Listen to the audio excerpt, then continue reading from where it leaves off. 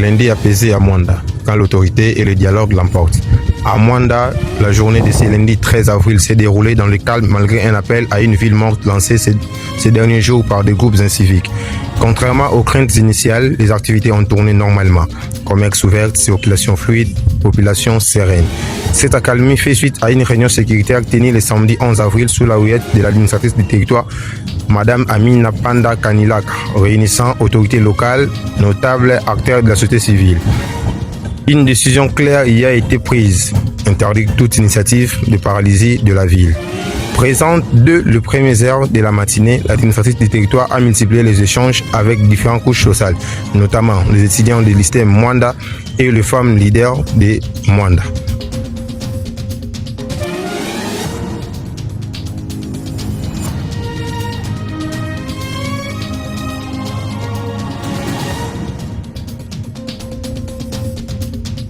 Résultat, Mwanda respire et donne pour l'air le visage d'un territoire debout entre vigilance et espoir.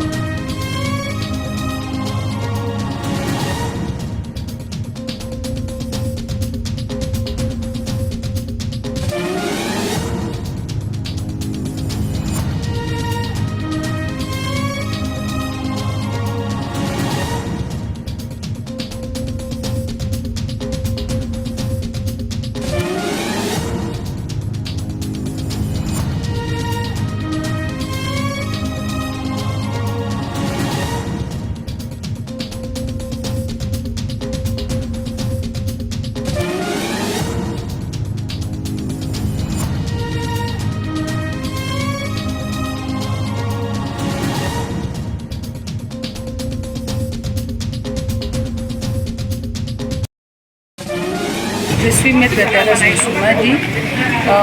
Par rapport à cette journée, nous sommes venus saluer maman. Depuis que maman était partie, elle est revenue, nous avons appris. Par rapport à ces multiples préoccupations, aujourd'hui on s'est dit qu'on doit la voir. La raison de notre présence ici, c'est pas faire la guerre avec quelqu'un. Parce que nous sommes obligés de vivre ensemble. Et ceux qui ne sont pas d'accord et ceux qui sont d'accord, nous avons un seul chef et c'est lui qui nous accompagne. Ce que je vais demander, qu'on puisse laisser les petites guerres qui sont en train de nous diviser. Nous voulons tirer l'attention de tous ceux qui ne sont pas d'accord par rapport à leur entendement. Parce que quelqu'un qui se dit que moi je ne suis pas d'accord, il sait pourquoi il n'est pas d'accord. Et pour régler ça, ça ne demande pas qu'il faut se lever, il faut organiser des villes mortes. Il faut voir la personne en face, discuter avec la personne, poser les problèmes que vous avez, encore vous n'êtes pas d'accord, et la personne va répondre. Donc nous avons besoin de marcher ensemble. Et il faut savoir, mutuka oyo bachanjaka ba chauffeur chaque jour.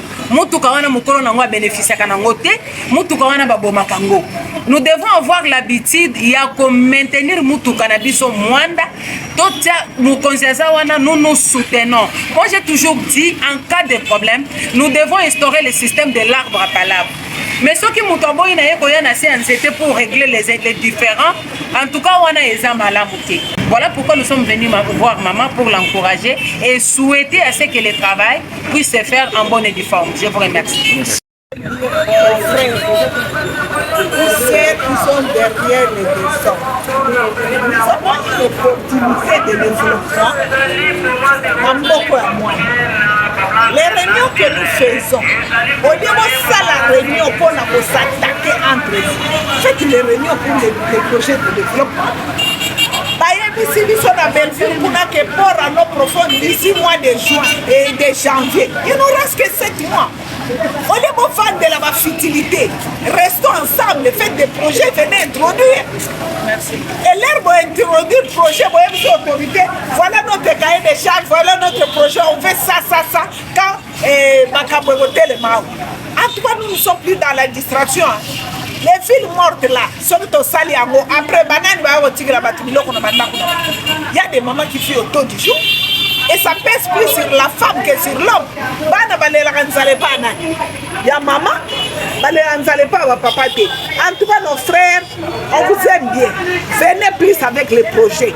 Donc, qu'est-ce qu'on doit faire d'ici fin de l'année? Nini Togo Sala, Biso Nyonso et Longo pour moi de Kebeliboso. Nous ne sommes plus à l'ère de distraction. Quand tu as l'esprit à Badoua Est, nous sommes à l'ouest où nous sommes dans la paix, dans la sécurité. La sécurité, c'est à l'est. Alors, maman Georgette, Jessie, maman. Femme leader. Bonjour papa. Ngelina tubila beti sinange. Umba munu mama Pauline kwangu Mbenza. Betu me kuiza juste sam na kupesa ndi mbote parce que andi kuanda kafe bilumbu mingi. Ya ina betu me kuiza sam na kupesa ndi mbote ani mona ke ba mama nani ani bikaka beto kele. E beto pe betu me yambandi. Me betu kena maniongo mingi. Sam na kadulu ya batu ya ikena kuzinga na beto na mwanda. Batu kena kufuanda na beto na mwanda, munu mwana kuse presente muke première vice-présidente ya ba notable ya Congo Central ya Mvimba. Awa fe na mwanda ba pesilaka munu titre yai. Mekima kena kuniongisa beto yake nini? Mwanda ya mekuma bilanga ya masangu. Bilanga ya masangu mutu nyonso kena mandevo banda mwana fioti ti bakaka bakena mandevo. Mekima bagena kuzimbana atange kena mandevo kana ngeke na bambuma na kati ve ngeke mbuma ya malonga ve. Ngeke inti ya malonga ve inti ya malonga ina ke butaka mbuma. Ya unde inti ya malonga. Bagena kupanza beto sangu na mwanda beto ke kotilaka mama Amina ndike pesa ka beto mbongo ndike salaka pidiai andi pesa mbongo fe beto kuna beto kele fe problème ya beto yake nini nani yina kena droit ya kubaka ndinga ya kutuba awa na bwala ya mwanda parce que beto kena ba chef coutumier ya beto kena ba notable beto kena société civile force vive. Mena ya ku créer ba groupe nini ya zona monisa betu ke tanga mazina bau mama Amina yandike kento andike na kusala kisala tunyos ke na ba qualité nandi mutu nyonso ke na ba défaut nandi kana ba pesa nge kwanga kudia venge ke na kufuna kulaukila batu ngeme kudia bibwati nge yukuta venge ke na kufuna kulauka no. Mama Amina Panda anmevuanda kana kiti yina na ordonnance présidentielle ya undeke katula yandu. Donc nous demandons beto na kulomba ba arrêter parce que beto ba mama beto ba ke mona beto nete bazoba beto ke tubafe ba mama mena beto ke na kutelema samu beto tala force yina ya bau na force ya beto ba mama babika beto tranquille ba me embrouiller mingi. Betu mezaba batu kena manima bao kena kusoutenir bao. Bao nde bake pesa ka bao bambongo. Bake bajalelo groupe yango ya kuzabana ya kele na bakumbwa bao banyonso tu.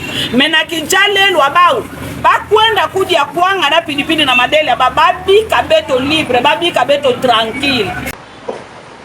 Na yena bureau ya administration parce que mama atabela ngai. Amela ngai poto solo la. Ma solo photo sur dans ma territoire. Solo de tout et de rien. La peine à ici par rapport à l'engin de l'air et ma maison tambour. Pour ça, nous avons pour ça Kimia.